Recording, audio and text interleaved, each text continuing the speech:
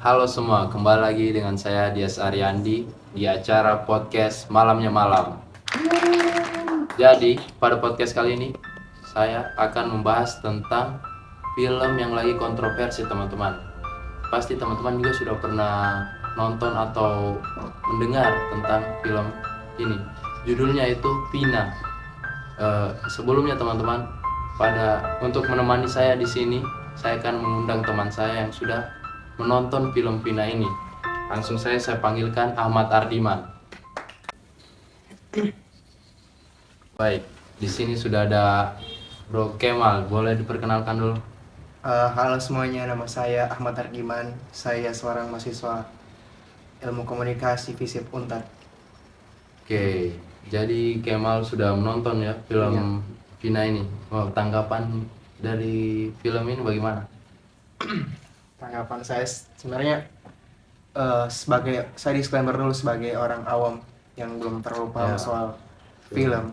Menurut saya film Vina ini secara plot dia bagus. Kenapa bagus? Karena dia berhasil dari plot-plot tersebut dia berhasil membawa penonton-penontonnya untuk masuk dan merasakan suasana-suasana dalam film tersebut.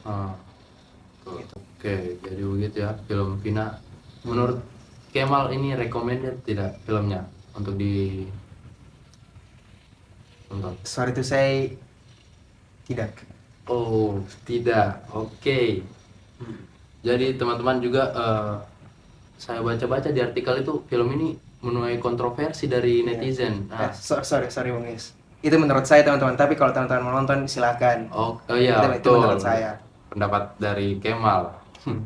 Jadi kita bahas tentang kontroversinya ini film. Tanggapannya Kemal tentang film ini gimana? Nah, iya. Sebelum nonton film ini saya sudah dapat beberapa tanggapan dari netizen-netizen di Twitter yang membahas terkait ini film. Katanya ini film ada unsur tidak etis yang bersifat eksploitasi. eksploitatif begitu, karena ini bersifat komersil, artinya ini berbau bisnis. Terus muatan dalam film tersebut seakan-akan memanfaatkan suatu kondisi atau momen dan menampilkan hal yang agak eksplisit untuk dijual. Nah, walaupun dengan embel-embel ini katanya mengangkat kembali kasus Vina. Namun ada beberapa yang tidak, menurutku itu sangat tidak etis untuk ditonton. Contohnya itu di scene apa boleh di Ada satu scene yang menurutku agak nontonnya kayak, saya berikan contoh lah. Nah, di sini itu dia pas itu dia diperkosa. Oke. Teknis pengambilan gambar itu direkam secara slow motion. Dan sangat-sangat adegan-adegan penyiksaan itu sangat terlihat. Iya, sangat terlihat jelas begitu. Oke. Menurutku sudah teknis slow motion itu sudah tidak etis menurut, karena reaksi dari penonton yang nonton, apalagi selama pas Anda menonton di bioskop, reaksinya penonton gimana? tunggu. Saya bahas yang tadi, apalagi adegannya lagi gitulah. Oke. Nah, dan itu di slow motion itu akan mengundang reaksi jenaka untuk para penonton. Nah, jika itu reaksi jenaka timbul dalam kondisi yang agak, saya berikan contoh, ada beberapa adegan yang menurutku itu kurang etis. Bahkan tidak etis untuk ditampilkan. Saya memposisikan diri saya sebagai keluarga, jika saya melihat adegan itu rasanya kayak bisa rasakan lah, kayak terflashback gimana kita belum terima dengan keadaannya itu. Iya, apalagi pelakunya belum ditemukan kan, dan kita memvisualkan apa yang terjadi pada saat itu dengan teknis yang agak kurang sopan menurutku. Contoh di situ, di sini adegannya lagi begitulah. Oke. Ada shot close up itu di slow motion ke pemeran yang lagi gituin final. Menurutku tidak etis karena itu mengundang reaksi jenaka kepada penonton. Reaksi jenaka tadi itu yang membuat saya langsung berpikir, ini tidak layak menurutku untuk diketawakan. Ini sangat tidak layak, dan Dan seharusnya pembuat film ini sudah paham kalau kalau kita bikin adegan seperti ini itu akan menimbulkan reaksi-reaksi tersebut. Iya, betul. Harusnya itu sudah dipikirkan. Ah, Apalagi ini sifatnya komersial kan, jadi kayak ada mengambil suatu keuntungan lah keuntungan. supaya lebih menjual kalau itu ditampilkan. Ya, Dan itu betul. menurutku tambah tidak etis lagi.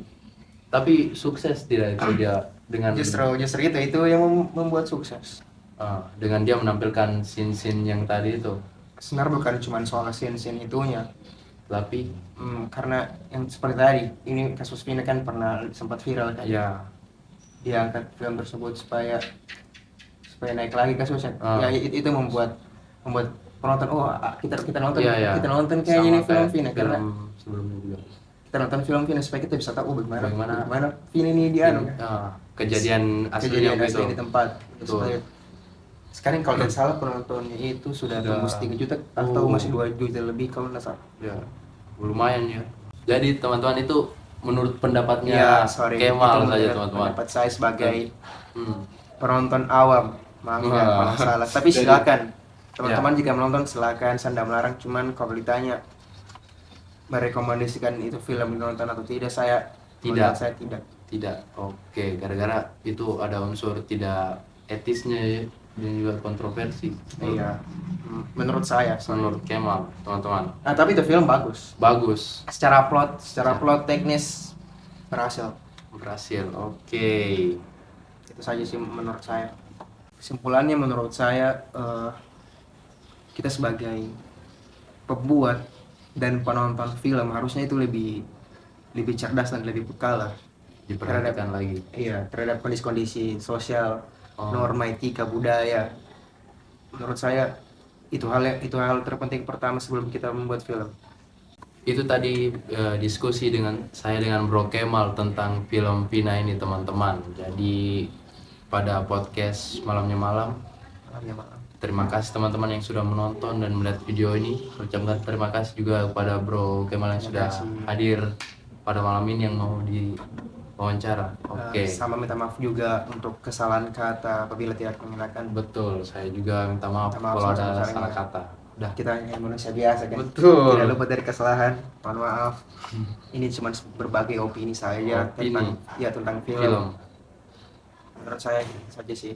Oke, sampai jumpa lagi di Podcast selanjutnya, episode selanjutnya. Malamnya Malam. Boy.